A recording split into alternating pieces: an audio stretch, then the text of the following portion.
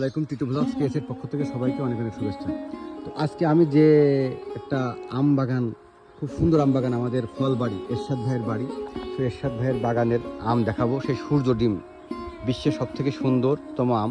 তো যাই হোক, যতই বিশ্বের সেরা আম হোক, তো আমের যে খাবার এতটা সুস্বাদু নাই, তারপরেও আমি সেই ভাইয়ের মুখের থেকে শুনি। ভাই কি বলে শুনি, তো ভাইয়ের মুখের থেকে, আম বাগানের মালিকের মুখের থেকে। হ্যাঁ ভাই, এটা বিশ্বের আপনি সবচেয়ে কিছু বলেন।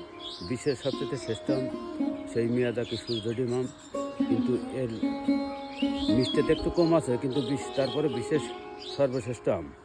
কিন্তু আমটা গাছে ধরার পরে এই কালারটা লাল হয়, একেবারে পাকার একদিন সম্পূর্ণ লাল হয় এবং খাইতে সুস্বাদু, কিন্তু মিষ্টিটা কম আছে। অর্থাৎ আমার মনে হয় এটা ডায়াবেটিস রোগীদের জন্য খুবই একটা উত্তম আম।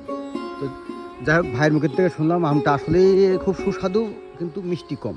তো এ পর্যন্ত ভাই ভালো থাকবেন, আবার নতুন কোনো ভ্লগ নিয়ে সামনে হাজির হবো। আসসালামু আলাইকুম।